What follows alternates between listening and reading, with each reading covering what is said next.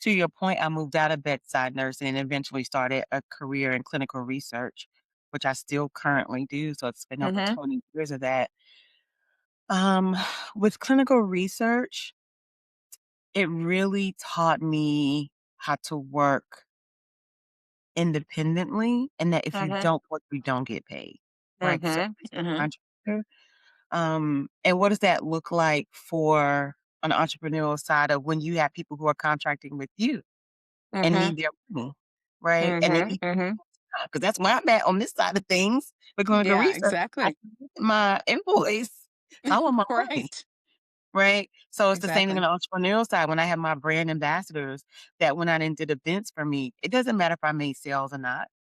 I Mhm. have to pay these people, right? Right. So it's really about billing cycles, um, learning about budgets, forecasting. I learned that a lot with clinical research because we're forecasting when we're gonna get our patients in, right? How long is this project gonna last? What is it gonna Mhm. cost? So Mhm. that has also bode me well on the entrepreneurial side of things too. So Mhm. everything, all the experiences align to where I'm at. Mhm. Yeah. Yes. Yes. Love that. Love that. And I agree with that. So, people listening, you should don't feel like you have to follow one strict Mm, path career-wise. You can do right. more than one thing. Yes. And they link, they connect. They're Right. transferable skills within each. They're all preparing you for something else. So don't feel like you just have to be a lawyer, or you just have to be a nurse or teacher or doctor. You can be a winemaker. You can be own a winery. You can own a wine company.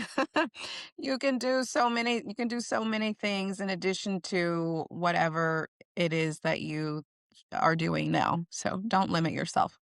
Yeah, and I think what you're speaking to sometimes for me can seem generational, right? Because, me being in my late 40s, when I started, that was the thing.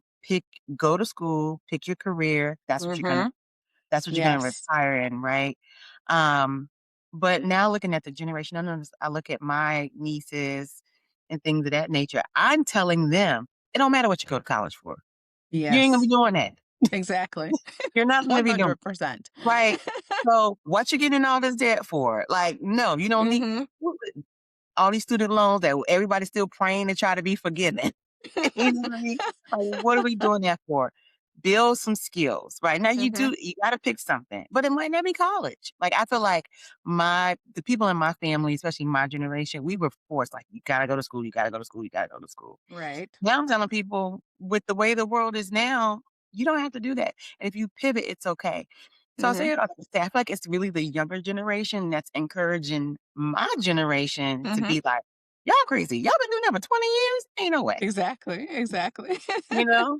So they give me hope and encourage me to be like, it's okay that you were wedding planning. Now you're doing wine. Like, Mhm. yes, it makes Mhm. sense for me. So